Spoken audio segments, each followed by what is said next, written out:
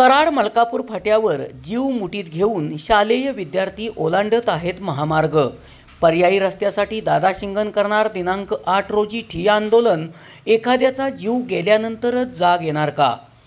पुणे बेंगलोर राष्ट्रीय महामार्गावर कराड येथे कराड कोल्हापूर नाका ते नांदलापूर पर्यंत युनिक उड्डाणपुलाचे काम सध्या अंतिम टप्प्यात आले आहे।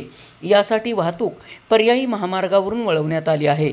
नागरिकांना ये-जा करण्यासाठी काही ठिकाणी पर्यायी रस्ते देण्यात आले आहेत। मात्र मलकापूर फाट्यावरचा पर्यायी रस्ता बंद केल्याने शालेय विद्यार्थ्यांना अक्षरशः जीव मुठीत धरून महामार्ग ओलांडून अलीकडे पलीकडे करावे लागत आहे। मलकापूर तसेच कोयना वसाहत परिसरात शाळा तसेच विद्यालये असल्याने विद्यार्थ्यांची मोठी संख्या या ठिकाणी पाहायला मिळते।